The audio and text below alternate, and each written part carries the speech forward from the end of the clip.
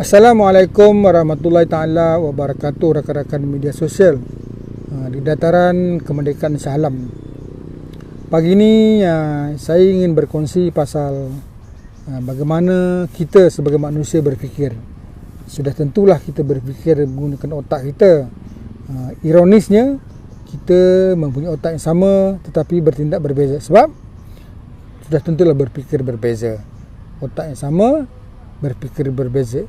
Kita menggunakan ataupun strategi kita berfikir, kita meletakkan kepelbagaian cara berfikir menyebabkan kita merespon sudah tentu berbeza. Walaupun atas perkara yang sama, melihat menyaksikan insiden yang sama, saya pasti setiap orang akan respon berbeza sebab metaprogramnya. Metaprogram ni menyebabkan orang being motivated berbeza. Orang dimotivasikan berbeza sebab metaprogramnya berbeza. Dia boleh dikenal pasti daripada istilah-istilah yang digunakannya. Linguistiknya kita tahu dia seorang yang mempunyai metaprogram yang berbeza. Di antaranya metaprogram berbeza ini adalah contohnya orang bertindak atas kepentingan diri. Dia berdasarkan rujukan diri sendiri. Tetapi ada orang bertindak tak peduli apa dia suka pun, dia bertindak kerana orang, nak menyenangkan hati orang. Dia punya external frame of reference. Dia tidak pernah memikirkan apa yang dia mahu pun. Dia tak peduli pun apa yang dia mahu. Selagi bos dia suka, dia buat je. Ataupun orang yang mismatches, sentiasa memikirkan perbezaan, tidak langsung memikirkan persamaan. Ini adalah metaprogram. Banyaklah metaprogram ni. Sebab kalau kita kenal metaprogram orang, mudah kita berbincang dengan dia. Kita tahu apa dia suka, apa yang dia tidak suka, kan? Salah satu daripadanya saya nak bincang ini adalah moving toward. Lawannya moving away. Moving toward ni istilah mudahnya we do for pleasure lah. Kita buat sesuatu yang kita rasa kita nak, kita mahu dan kita suka. Dia adalah seperti impian. Impian kita ingin mencatat dan merealisasikan sesuatu yang ingin kita inginkan dan suka. Kita tak pernah bercita-cita untuk mengelakkan sesuatu. Lain, kita lakukan untuk apa yang kita mahu dan suka. Kita tidak melakukan kerana mengelakkan sesuatu yang kita tak suka. Misalnya, kita melakukan kerana kita percaya ia harus dilakukan. Kita jangan sekali-kali melakukan kerana takut orang marah. Silap. Tapi bertengoklah. Melihat kepada konteksnya lah. Kadang-kadang kita perlu juga buat supaya orang tak marah. Tapi umumnya kita lakukan kerana kita suka. Jadi lawannya moving away tadi adalah mengelakkan sesuatu. Contoh paling senang lah, saya selalu gunakan. Kalau kita beriadah, kita bukan untuk mengelakkan gemuk, silap. Walaupun itu perlu juga, tapi sebenarnya kita beriadah untuk membina habit kita. Kita membina sikap yang baik, sentiasa mementingkan beriadah. Itu berbeza. Adakah kita beriadah kerana moving away atau moving toward? Jadi apa juga yang kita lakukan untuk merealisasikan apa kita mahu dan suka, bagaimana kita melihat dan mendengar, kita menggunakan sistem diri kita, apa juga kemahiran dan pengalaman, kita lakukan apa yang kita percaya dan suka. Dia adalah moving toward. Tapi kadang-kadang apa yang kita lakukan pastikan orang lain tak suka. Jangan sampai orang lain marah, jangan sampai orang menentang. Kita kena ada kebijaksanaan bagaimana menguruskan perbezaan berfikir ini. Kadang-kadang kita nak lakukan, isteri anak tak setuju, janganlah kita lakukan juga. Kita kena ubah cara dia berfikir, ubah wayang mindanya. Kita bina semula repo kita supaya dia mempercaya kita apa yang kita lakukan.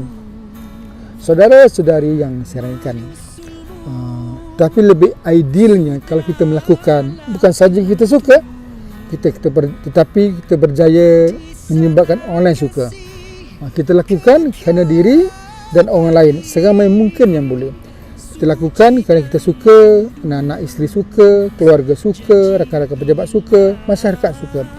Itu idealnya lah. Tapi dia juga moving toward. Kita mahu lakukan sebab kita suka. Tapi kadang-kadang, ini yang saya nak share ni, yang dia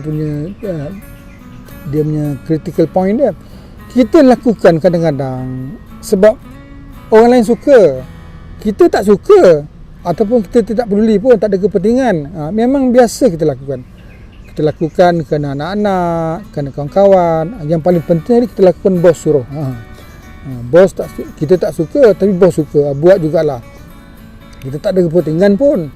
Jadi keadaan ini yang menuntut kita mencipta kecerdasan emosi yang tinggi lah. Kita melakukan bukan untuk diri, kita mempunyai empati, kita melakukan untuk orang lain, kita mempunyai motivasi, motif dan alasan kenapa kita melakukan orang lain. Kita melakukan untuk orang lain, kita berjaya menjaga perhubungan antara kita dan orang lain. Kita bukan hanya mementingkan diri sendiri, melakukan apa yang kita suka. Jadi kita melakukan untuk orang lain. Sebab impak dia bukan kita saja, impak dia seluruh masyarakat. Kalau untuk kepentingan masyarakat, kesan dia bukan diri kita saja tapi seluruh keluarga mendapat faedah. Jadi kita sentiasa mempunyai kesedaran diri yang tinggi lah. Minda sedar kita yang 10% tu sentiasa boleh menguasai dan merentasi minda parasedar yang menguasai diri kita 90% itu. Maksudnya kita biasa membatalkan kelaziman kita melakukan sesuatu yang lebih penting untuk orang lain. Dia menuntut kebijaksanaan untuk kepentingan orang ramai, untuk kepentingan masyarakat yang besar, untuk kepentingan kelompok yang lebih besar. Seorang pemimpin, kalau Aziz cakap pasal diri dia, alasan istilah-istilah yang digunakan kerana diri dia tiada ketepikan lah.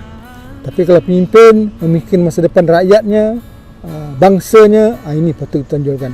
Tak pernah menonjolkan kepentingan diri, tidak pernah memberi alasan untuk diri sendiri. Ini yang kita mahu. Ini musim filem raya ni, tuan-tuan tengoklah siapa orang macam tu. Jadi semua ni pasal wisdom, kebijaksanaan, menggunakan akal fikiran untuk diri, orang lain dan kelompok yang besar. Impak untuk masyarakat yang besar. Saudara-saudari yang saya hormati sekalian, akhirnya kita kadang-kadang terpaksa melakukan untuk orang lain. Kita melakukan bukan untuk diri, kita melakukan untuk kelompok yang besar, untuk orang lain. Kadang-kadang kita tak suka pun melakukannya, tetapi kita perlu, sebab dia juga moving toward, going for pleasure untuk masyarakat yang besar, bukan diri kita saja. Bagaimana melakukannya? Kita sentiasa memiliki dianugerah otak yang sangat magika. Otak sentiasa boleh mencipta alasan dan motif supaya kita suka akhirnya, supaya kita berjaya mencipta pleasure itu. Kita akhirnya mahu dan suka. Kecuali kita tidak mahu. Jadi everything is for pleasure akhirnya. Sekian, semoga memberi faedah. Assalamualaikum warahmatullahi taala wabarakatuh.